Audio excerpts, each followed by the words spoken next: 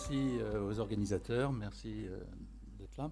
Donc, en hospitalisation complète, on a essayé, on développe la même philosophie du soin qu'en hôpital de jour. Hein.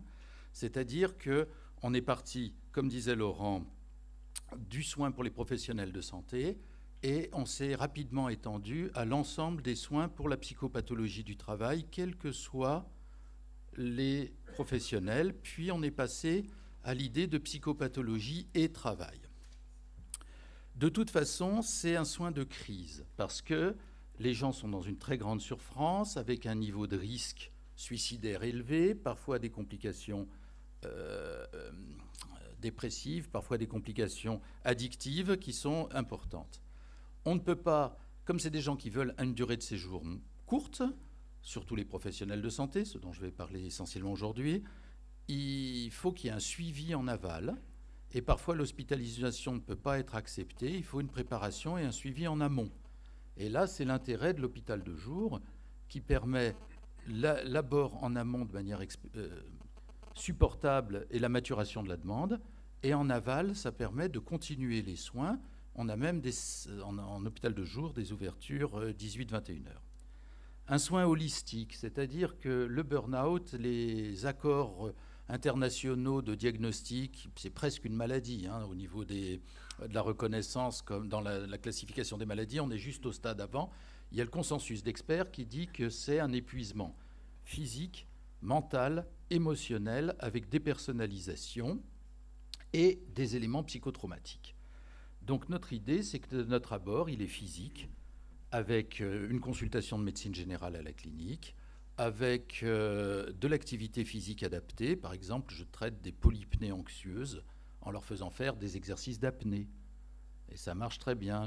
Il y a des gens qui ont un oreiller psychique, ils n'arrivent pas à s'allonger, ils n'arrivent pas à poser la tête sur l'oreiller. On leur fait des tables de massage, on leur fait des baignoires de balnéothérapie sèche. Et effectivement, au bout d'un moment, ils se posent. Le soin est également mental, c'est-à-dire qu'il y a un travail psychothérapique important qui est fait en entretien individuel, en entretien en petits groupes homogènes des groupes de professionnels de santé.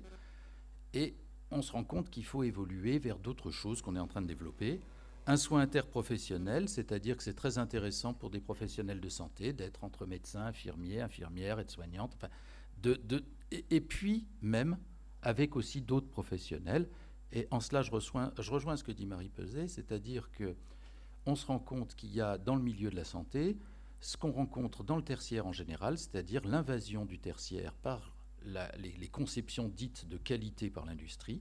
Il y a une industrialisation des processus de production en tertiaire et en médecine, qui sont ceux qui viennent de l'industrie, avec finalement un impact particulièrement délétère parce qu'il y a un très grand écart entre les idéaux de production qualité au sens industriel et les idéaux professionnels des professionnels.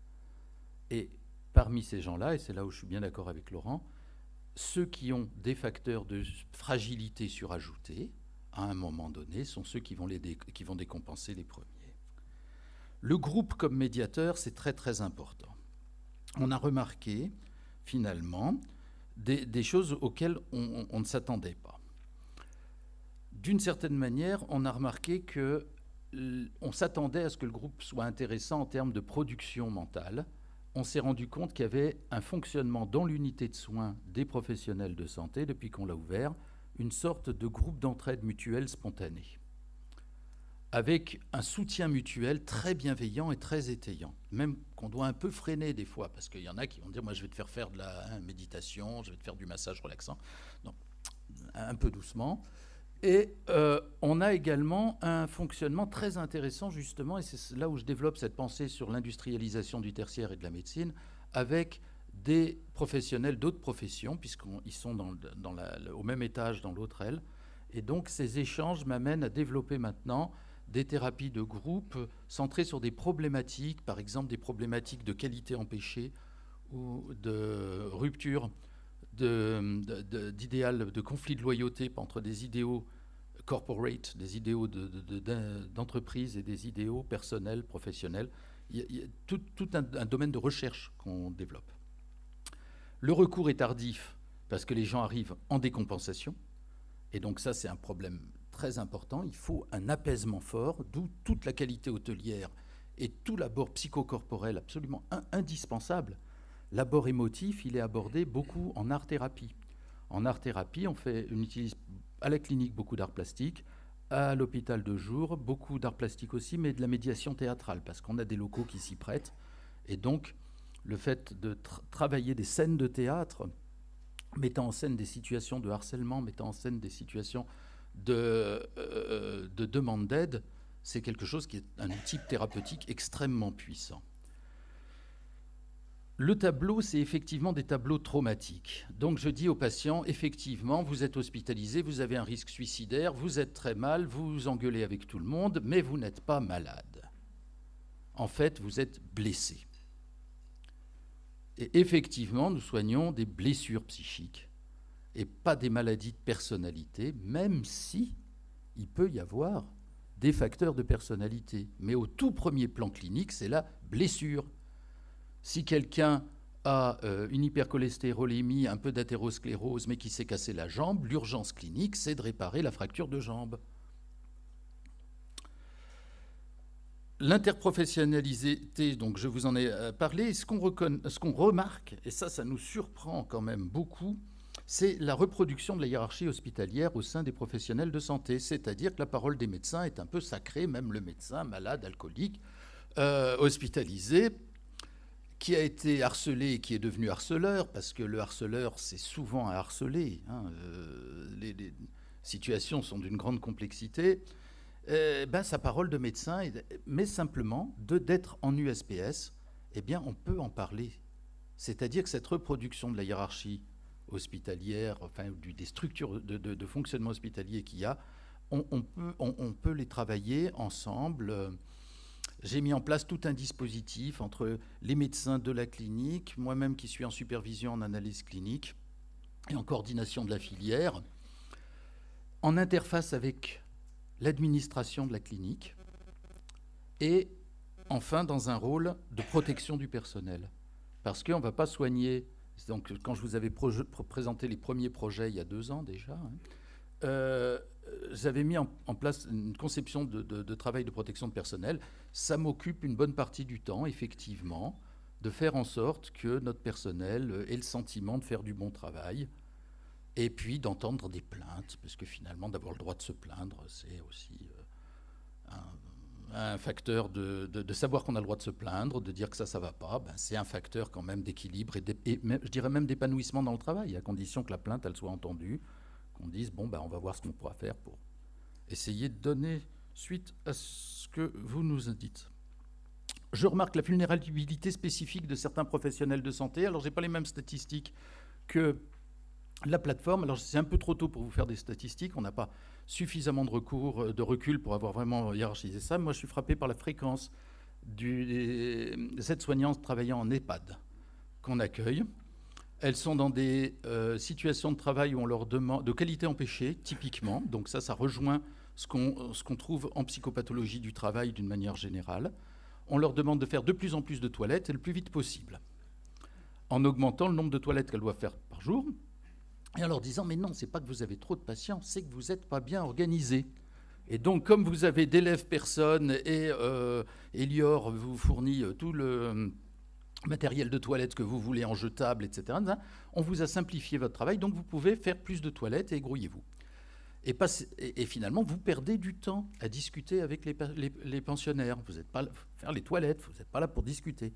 Et donc, elles se retrouvent à se dire « mais on devient maltraitante ». On fait des toilettes à des gens qui se plaignent, on leur fait mal, ils pleurent, ils crient, on leur fait peur quand on rentre dans la chambre. Et effectivement, ça a un impact psychologique catastrophique. Et donc ça, c'est celle qu'on voit complètement effondrée. Elles travaillent dans des milieux ruraux, semi-ruraux, là où on a installé les EHPAD. Elles n'ont pas de soutien moral. Elles ont de la charge de l'organisation de leur famille en plus. On a tous les facteurs. Elles n'ont aucun moyen de contrôle de leur travail. Elles doivent exécuter ce qu'on leur a demandé. Et elles sont isolées. On a dans les critères de risque en psychopathologie du travail tout qui est réuni.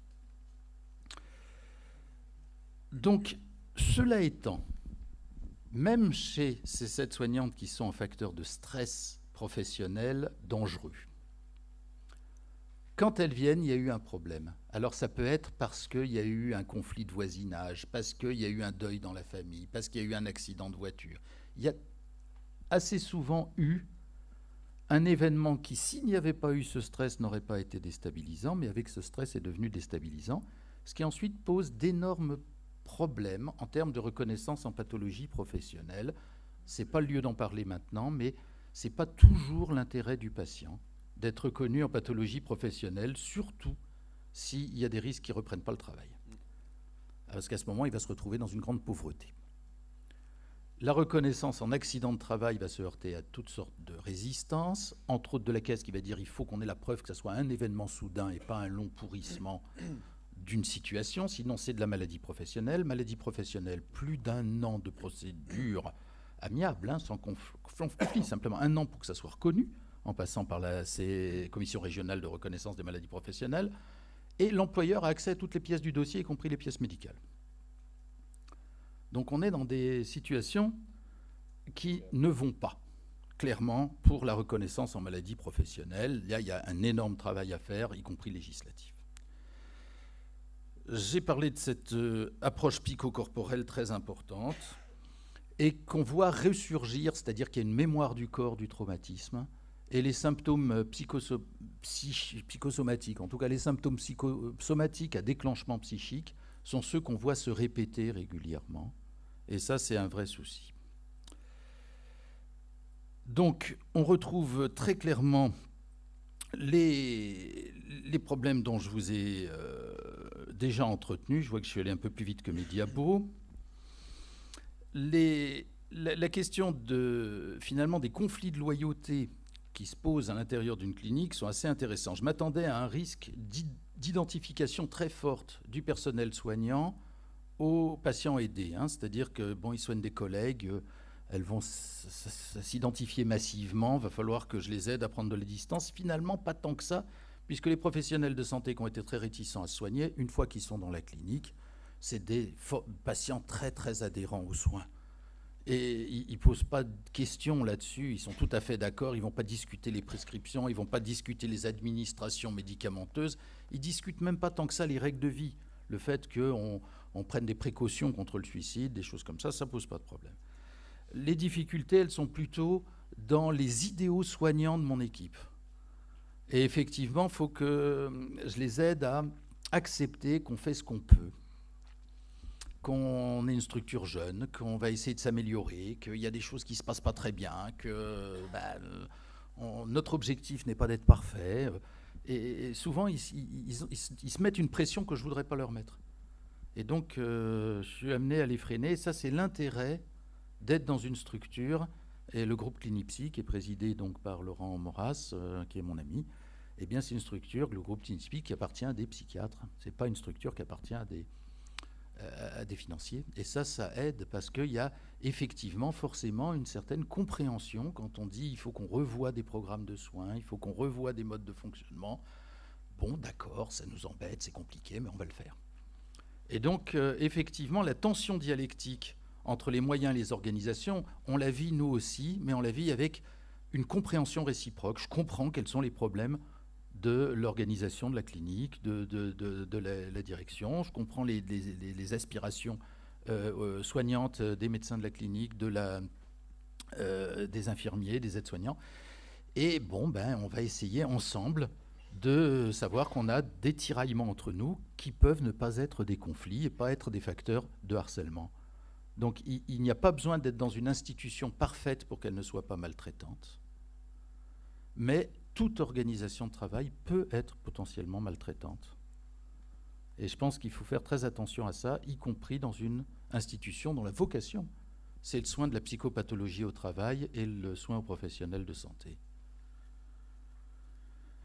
Donc, on est relié également à un réseau national des unités de soins pour professionnels de santé dans toute la France.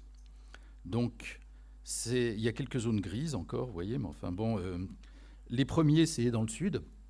C'est la clinique de Villeneuve-les-Avignon, avec le docteur Emmanuel Granier, qui est venu souvent ici, donc, qui est un des pionniers en termes de structure d'hospitalisation pour professionnels de santé.